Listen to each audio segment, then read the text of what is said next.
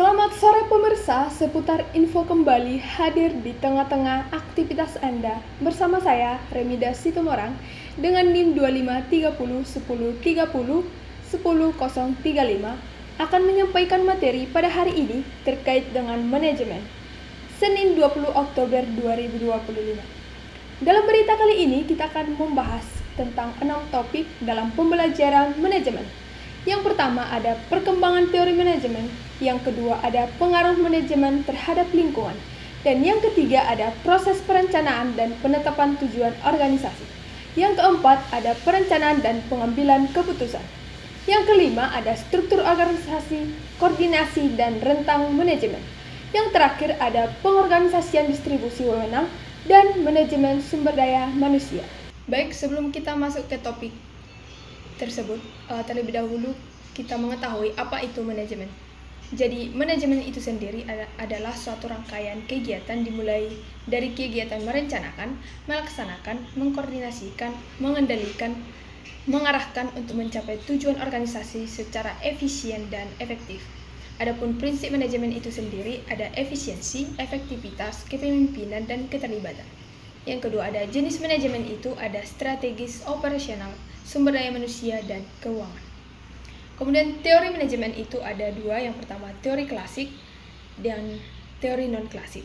Yang ketiga ada pendekatan, yaitu pendekatan hubungan manusia, pendekatan sistem manajemen, dan pendekatan kontingensi, dan satu lagi yaitu pendekatan manajemen modern. Kemudian yang keempat itu manajemen ini dikembangkan oleh dua ahli, yaitu Robert Owen, di mana dia lebih ke sistem manajemen, dan yang kedua ada Charles Robert, di mana fokus pada sistem manajemen. Kemudian yang kedua ada organisasi. Organisasi itu sendiri adalah suatu pengaturan orang-orang secara sengaja untuk mencapai tujuan suatu tertentu. Kemudian tujuan organisasi itu yang pertama ada tingkat keuntungan atau possibility, yang kedua mengejar pertumbuhan atau growth, dan yang ketiga adalah bertahan hidup atau survive. Kemudian kita masuk ke topik dari 6 topik tersebut. Yang pertama dari kelompok 1 yaitu perkembangan teori manajemen. Pengertiannya yaitu keberhasilan suatu kegiatan itu sangat bergantung dengan cara manajemennya. Apabila hal itu dimanage dengan baik, maka pekerjaan itu lebih efektif dan efisien. Kemudian ada teorinya, yang pertama ada teori klasik di mana fokus pada efisiensi, pembagian kerja yang jelas dan terkontrol. Penerapan ini pada pekerjaan yang dipecah menjadi bagian kecil, kemudian karyawan mengikuti aturan dan prosedur. Di mana teori klasik ini dikembangkan pada pabrik baja di Amerika pada masa Taylor, di mana pekerja ini diarahkan mengikuti langkah kerja yang telah ditentukan untuk meningkatkan produktivitas. Kemudian yang kedua ada teori non-klasik, di mana teori non-klasik ini menganggap teori klasik itu terlalu kaku, memperlakukan pekerja seperti mesin. Temuannya itu yaitu perhatian terhadap karyawan, suasana kerja, dan komunikasi dapat meningkatkan semangat serta produktivitas. Studi kasusnya ini yaitu eksperimen Watford dari pabrik plastik yang ada di Amerika. Umumnya mereka merasa lebih dihargai ketika dalam kondisi bekerja. Kemudian yang terakhir ada teori modern, di mana fokus utama ini organisasi yang saling berhubungan satu sama yang lainnya. Teori ini semua bagian organisasi harus bekerja sama untuk mendapatkan tujuan yang sama. Yaitu studi kasus pada perusahaan multinasional Toyota yang mengintegrasikan manusia, mesin, dan proses agar berjalan secara efisien serta fleksibel.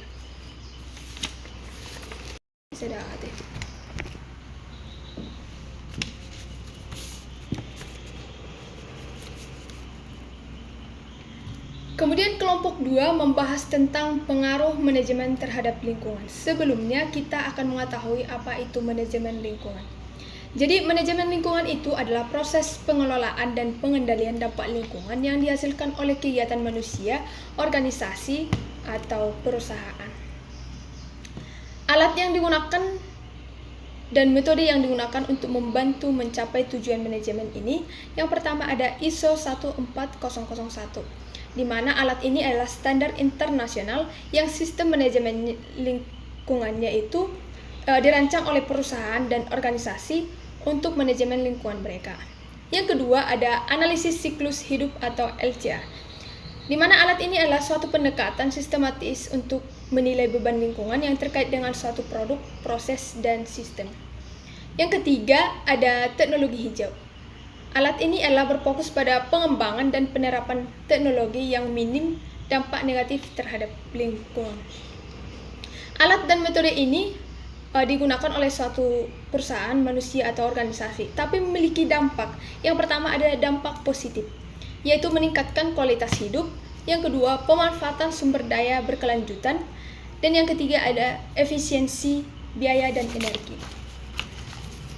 Selain dari dampak positif, ada juga dampak negatifnya. Yang pertama, kerusakan lingkungan. Yang kedua ada kehilangan keanekaragaman hayati. Yang ketiga ada kerugian ekonomi.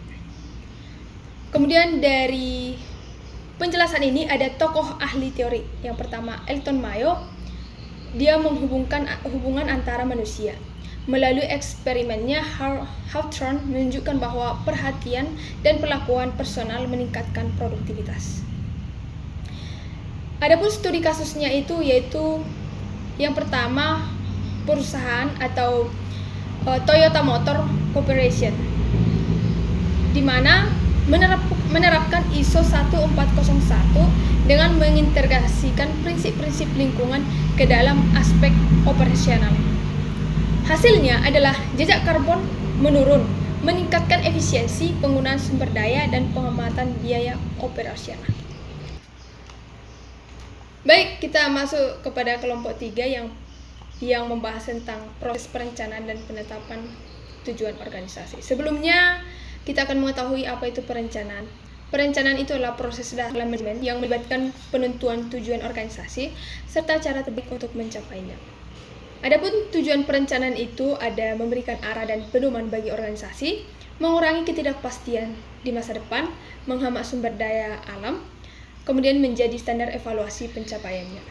Adapun tokoh ahli dan teorinya, yang pertama ada teori goal setting yang dikembangkan oleh Edwin Lucky, di mana menekankan tujuan yang spesifik dalam bekerja itu akan meningkatkan kinerja dan motivasi seseorang untuk mencapainya. Yang kedua ada teori stakeholder, dikembangkan oleh Edward Freeman. Satu organisasi itu memberikan nilai dan aktivitas kepada semua pihak, tidak hanya satu pihak saja. Kemudian yang ketiga ada institutional theory, dikembangkan oleh John Mayer, di mana struktur organisasi itu sering dibentuk bukan karena efisiensi, tapi untuk terlihat sah atau legitimitas. Kemudian, adapun jenis-jenis perencanaan itu ada jangka panjang dan jangka pendek. Kemudian yang kedua ada strategis, ini adalah visi dan misi besar suatu organisasi.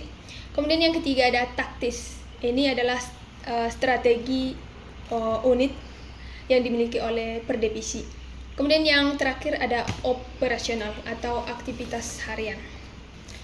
Kemudian kita masuk ke faktor-faktornya, yaitu yang pertama ada faktor internal, yaitu sumber daya, yang kedua struktur organisasi, yang ketiga ada kemampuan manajemen. Kemudian yang kedua ada faktor eksternalnya, yaitu dari ekonomi, politik, dan hukum. Yang ketiga ada teknologi, yang keempat ada sosial dan budaya. Kemudian yang terakhir ada persaingan. Kemudian kita masuk ke proses perencanaan nih. Proses perencanaan itu ada beberapa tahap. Yang pertama, tahap pertama yaitu manajemen perlu menganalisis kondisi dan situasi yang sedang dihadapi. Kemudian lanjut ke tahap yang kedua, merumuskan berbagai alternatif strategi atau tindakan yang mungkin dijalankan untuk menghadapi beberapa kondisi. Kemudian tahap terakhir yaitu menetapkan cara atau mengevaluasi pelaksanaan rencana tersebut sehingga proses atau rencana tersebut dapat berjalan dengan tujuan yang diinginkan. Kemudian penetapan tujuan organisasi.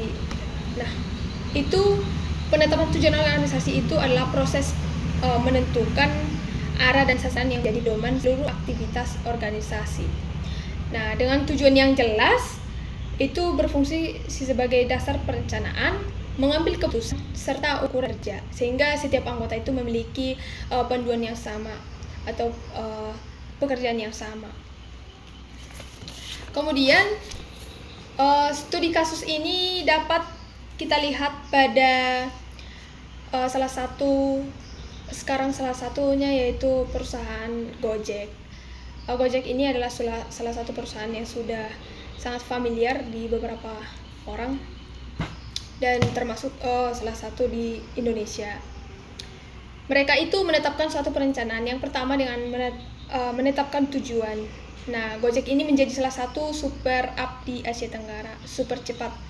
Yang kedua, mereka menganalisis lingkungan. Dengan tren smartphone sekarang atau penggunaan smartphone, mereka mempergunakan smartphone ini dengan kebutuhan sesuai yang dibutuhkan oleh orang. Kemudian yang ketiga, alternatif strategi. Gojek ini fokus pada transportasi dan beberapa alternatif lain. Kemudian dikembangkan menjadi layanan yang sangat dibutuhkan oleh beberapa orang. Kemudian yang keempat ada pemilihan strategi. Mereka itu memperluas layanan dengan beberapa promosi. Yang kelima ada implementasi. Mereka itu kerjasama dengan UMKM dan juga dengan ekspansi ke negara lain. Yang terakhir ada monitoring dengan feedback pengguna, laporan transaksi. Kemudian mereka bergabung dengan mitra-mitra yang terpercaya. Oke.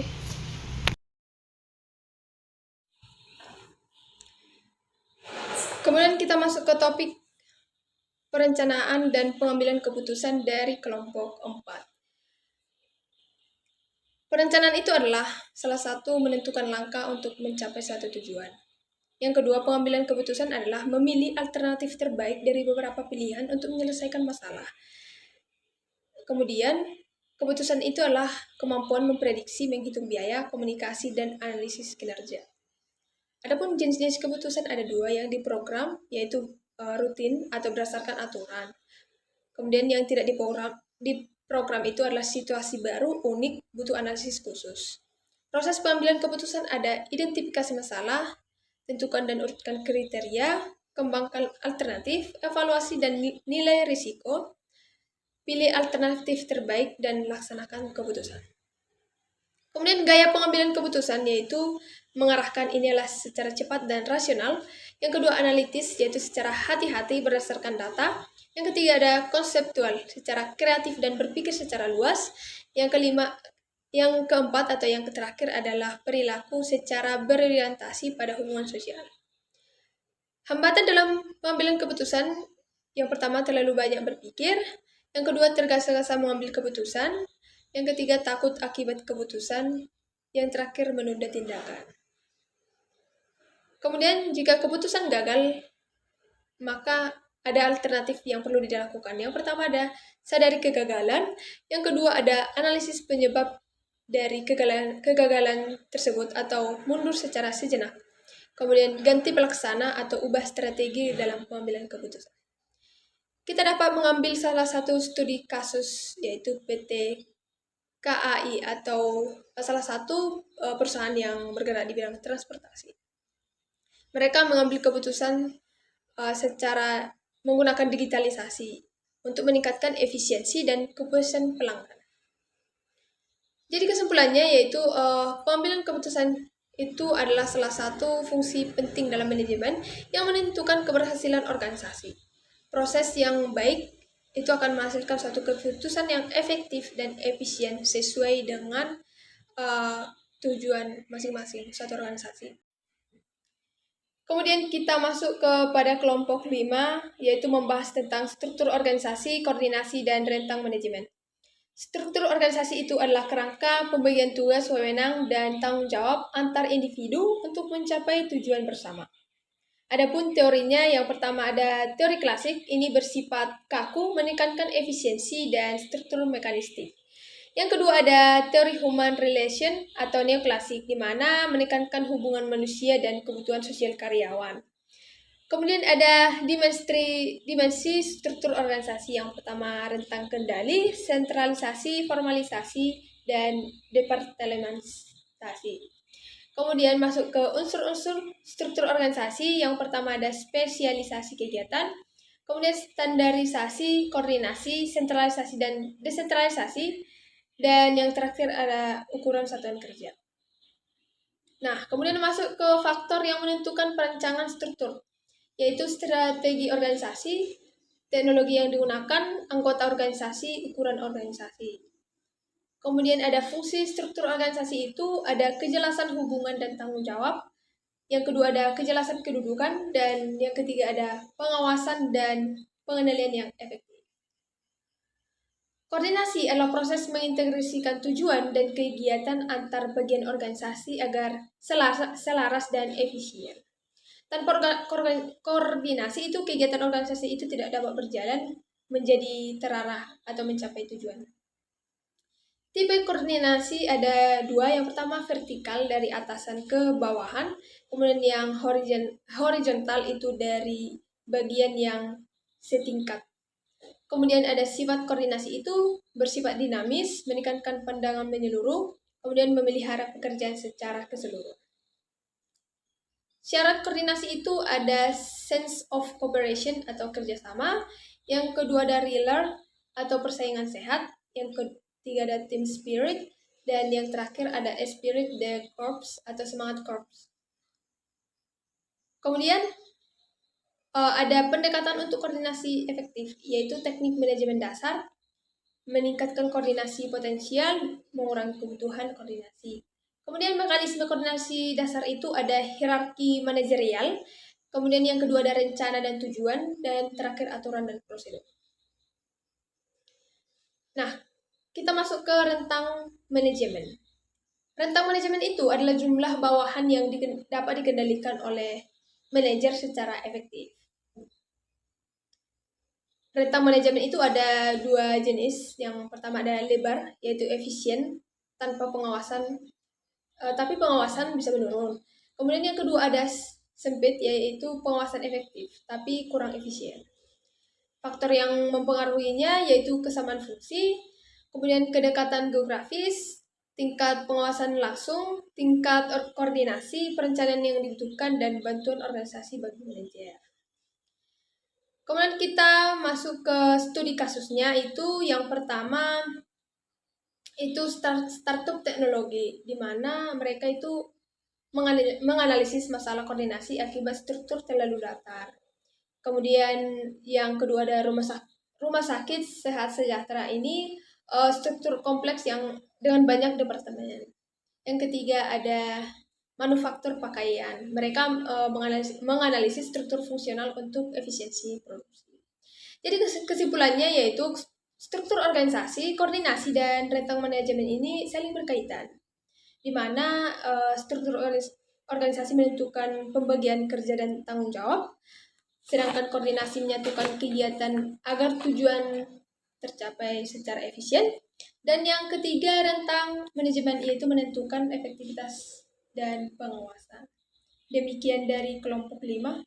Baik, kita masuk kepada kelompok 6 yang membahas tentang pengorganisasian, distribusi, wewenang, dan manajemen sumber daya manusia. Adapun definisinya yaitu distribusi wewenang adalah pembagian kekuasaan dari pimpinan ke bawahan agar pekerjaan lebih cepat dan efisien. Adapun tujuan tersebut yaitu mempercepat pengambilan keputusan.